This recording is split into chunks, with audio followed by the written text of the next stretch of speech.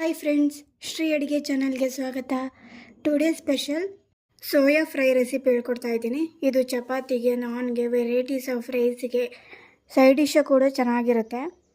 ಒಂಥರ non veg ಥರನೇ ಅನಿಸುತ್ತೆ. ಬನ್ನಿ ಹೇಗೆ ಮಾಡೋದು ಅಂತ ನೋಡ್ತಾ ಹೋಗೋಣ. ಇಲ್ಲಿ ನಾನು ಒಂದು ಬೌಲ್ಗೆ 1 ಕಪ್ಪು ಸೋಯಾ ಚಂಕ್ಸ್ ಹಾಕ್ಕೋತಾ ಇದ್ದೀನಿ. ಸೋಯಾಗೆ 2.5 ಕಪ್ಪು ಹಾಟ್ ವಾಟರ್ ಹಾಕ್ಕೋತಾ ಇದ್ದೀನಿ. ಹಾಟ್ ವಾಟರ್ ಹಾಕ್ಬಿಟ್ಟು ಉಪ್ಪು ಹಾಕ್ಕೋತಾ ಇದ್ದೀನಿ. ಹಾಕಿ ಚೆನ್ನಾಗಿ ಮಿಕ್ಸ್ ಮಾಡಿ ಒಂದು 5 ನಿಮಿಷ ಬಿಟ್ಟು ಸೋಯಾ ನೀರನ್ನ ಅಬ್ಸರ್ವ್ ಮಾಡಿದೆ, ಅಂದರೆ ಸಾಫ್ಟ್ ಆಗಿದೆ. ಅದಾದಮೇಲೆ ಆ ಸೋಯಾನ ನೀರಿಂದ ಹಿಂಡಿ ತೆಕ್ಕೊಳ್ಳೋಣ. ಇವಾಗ ನೆಕ್ಸ್ಟು ಒಂದು ಕಡಾಯಿ ಇಟ್ಕೊಂಡಿದ್ದೀನಿ. ಅದಕ್ಕೆ 1.5 ಟೇಬಲ್ ಸ್ಪೂನು ಆಯಿಲ್ ಹಾಕೋತಾ ಇದ್ದೀನಿ. 2 ಏಲಕ್ಕಿ ಹಾಕೋತಾ ಇದ್ದೀನಿ. 1/4 ಟೀ ಸ್ಪೂನ್ ಜೀರಿಗೆ ಹಾಕೋತಾ ಇದ್ದೀನಿ. 2 ಮೀಡಿಯಮ್ ಸೈಜ್ ಈರುಳ್ಳಿನ ಚಿಕ್ಕದಾಗಿ ಕಟ್ ಮಾಡಿ ಹಾಕೋತಾ ಇದ್ದೀನಿ. ಚೆನ್ನಾಗಿ ಫ್ರೈ ಮಾಡೋಣ, ಕಲರ್ ಚೇಂಜ್ ಆಗೋ ಥರ.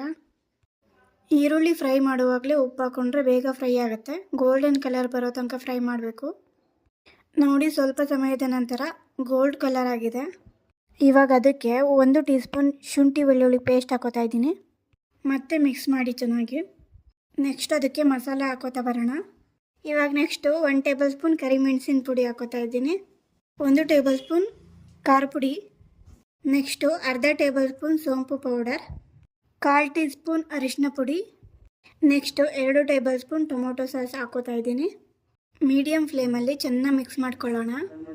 ಎಲ್ಲ ಚೆನ್ನಾಗಿ ಫ್ರೈ ಆಗಾದಮೇಲೆ, ಎಲ್ಲ ಹೊಂದ್ಕೊಂಡಾದ್ಮೇಲೆ 1/4 ಕಪ್ಪು ನೀರು ಹಾಕೋತಾ ಇದ್ದೀನಿ. ನೀರು ಹಾಕಿ ಚೆನ್ನಾಗಿ ಮಿಕ್ಸ್ ಮಾಡಿ. ಇನ್ನೇನು ಚೆನ್ನಾಗಿ ಕುದೀತಿದೆ ಅನ್ನೋವಾಗ ಸೋಯಾ ಹಾಕ್ಕೊಳ್ಳೋಣ. ಸೋಯಾ ಹಾಕ್ಕೊಂಡು ಚೆನ್ನಾಗಿ ಮಿಕ್ಸ್ ಮಾಡೋಣ. ಸೋಯಾಗೆ ಮಸಾಲೆ ಎಲ್ಲ ಚೆನ್ನಾಗಿ ಹಿಡಿಬೇಕು, ಆ ಥರ.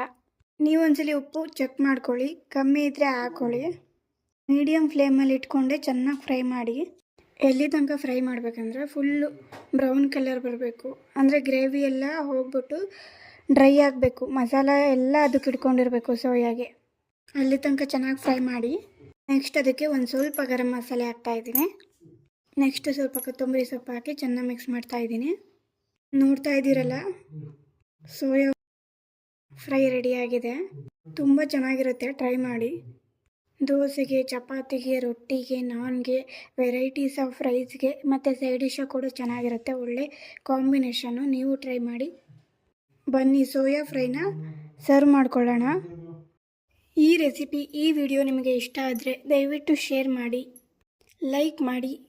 ಇದೇ ಥರ ಮತ್ತಷ್ಟು ವಿಡಿಯೋಗಳಿಗಾಗಿ ಶ್ರೀ ಅಡುಗೆ ಚಾನಲ್ನ ಸಬ್ಸ್ಕ್ರೈಬ್ ಮಾಡಿ. ಕಮೆಂಟ್ ಮೂಲಕ ನಿಮ್ಮ ಒಪಿನಿಯನ್ ತಿಳಿಸಿ.